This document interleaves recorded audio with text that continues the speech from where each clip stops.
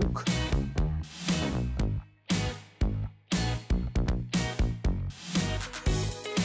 Vasara ir tā sezona, kad mēs gribam pavadīt pēc iespējas vairāk laika ārā un varbūt baudīt kaut ko atveldzējošu un svaigu. Un tāpēc šodien mēs pagatavosim netipisku augsto zupu no melonēm ar citrus gabaliņiem. Pirmais, ko mēs šodien mūsu receptei sagatavosim, ir ingvers un čilī. Mūsu zupa būs mazliet pikanta kopā ar melonēm. Ir asa.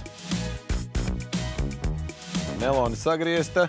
Liksim viņu blenderī kopā ar čilī.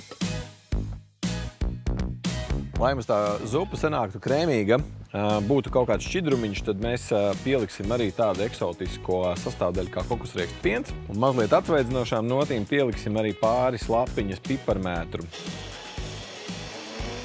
Pamatiņš mums gatavs, liekam leduskapī atdzesēties un pa to laiku sagriezīsim pārējos augļus.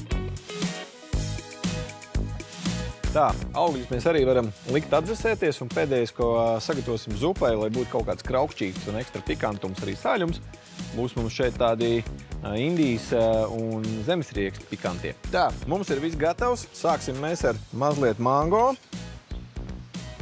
pāris gabaliem greipfrūts ar apelsīnu. Te mums ir labi augsta, garda, kremīga zupa. Iesim iekšā. Tā, zaļumiņam saliksim vēl baziliku. Spērsim riekstus. Mūsu netipiskā, tropiskā augstā zupa ir gatava. Būtībā kaut kas pa vidu starp saldo un pusdienām, bet katrā ziņā ļoti garšīgi un lai garšo arī jums.